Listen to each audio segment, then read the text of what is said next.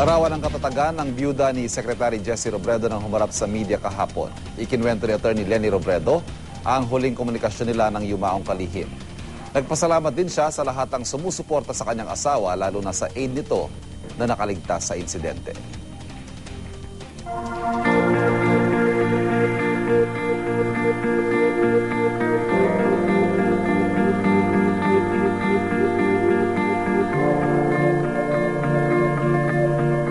On a regular basis, nag-uusap kami mga 10-20 times a day. Pero that particular Saturday, halos siguro na doble yun. Ay yung exchange of text messages saka yung tawagan. He was flying to Cebu while meron namang kami ditong okasyon. Kung ano yung nangyayari sa okasyon, I would update him. Tatawag siya, masaya. Gusto niya makausap yung anak ko, magko-congratulate. All throughout the day, ganun yung tenor ng aming usapan. He wants to be home. Just before I reach the airport, nag-text siya.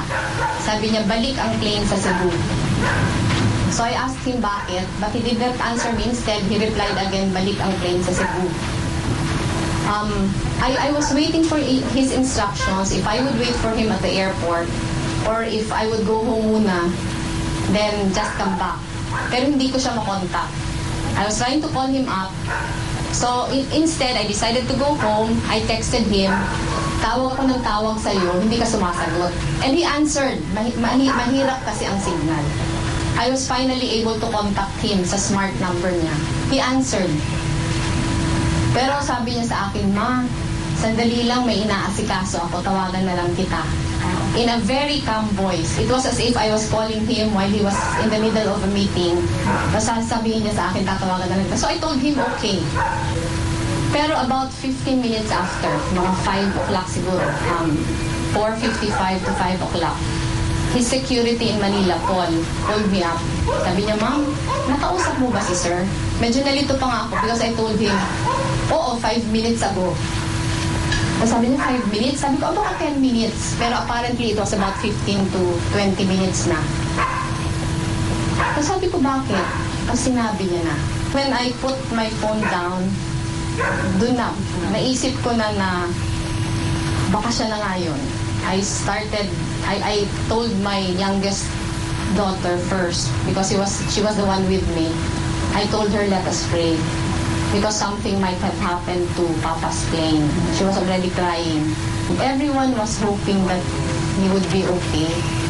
Pero ako, after the first night, I knew that he was gone. How we are coping, syempre napakahirap.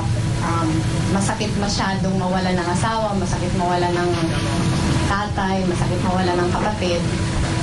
Pero kami kasi alam namin na ito yung ginusto ng Diyos. Wala naman kami magagawa kung hindi tanggapin.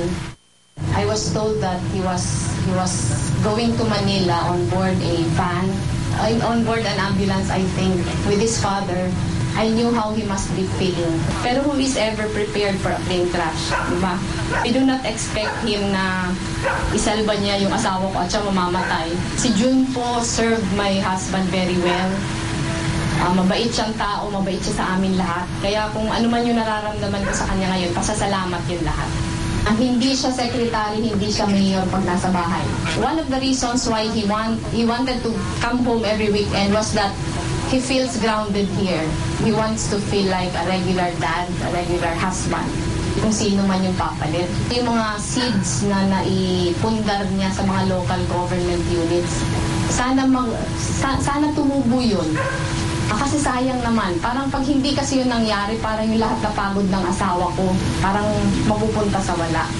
We feel very honored na in-offer yung libigan ng mga bayani, but we are very sure that Jess would prefer to be buried here. Naga has always been his home. He always tells me this is his happy place. Doon dadating yung punto na mamimiss namin siya. Pero right now, dahil tinatataga namin yung loob namin, mas gusto namin isipin na ang saya-saya niya na ngayon. Alam ko na he lived a full life. He fulfilled all his dreams. He was prepared to face the Lord.